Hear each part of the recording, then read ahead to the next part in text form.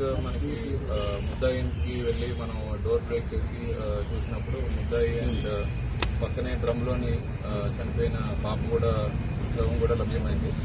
ఆ టైంలోని చుట్టుపక్కల ఒక 50 మంది గ్రామస్తులంతా కూడా గుమిగూడి ఇతన్ని చంపడానికి ప్రయత్నించే సమయంలో మనమే రక్షక్ వెహికల్ లో పెట్టి ముద్దాయిని అతన్ని తీసుకోవడం జరిగింది.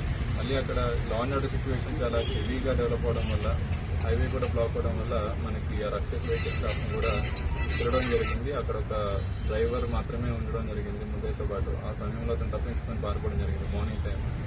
తర్వాత ఒక 2 టీమ్స్ పెట్టి వెచ్చించాం కానీ హౌవర్ రిజల్ట్ దొరకలేదు. ఈరోజు ఇలా నిన్న జరిగిన ఆందోళనలో కొన్ని యాంటీ సోషల్ ఎలిమెంట్స్ యాక్టివ్ గా పాల్గొన్నాయి అనేది ఒక జరుగుతుంది. అది ఎంతవరకు అంటే ఆల్రెడీ ఎవరైతే ఇదంతా ఇష్యూని పొలిటిసైజ్ చేశారో లేదంటే ఇది ఒక రాంగ్ ధోరణి వైపు తీసుకున్నారో వాళ్ళందరి మీద కూడా కేసు రిజిస్టర్ చేయడం జరిగింది. స్ట్రిక్ట్ యాక్షన్ తీసుకుంటాం.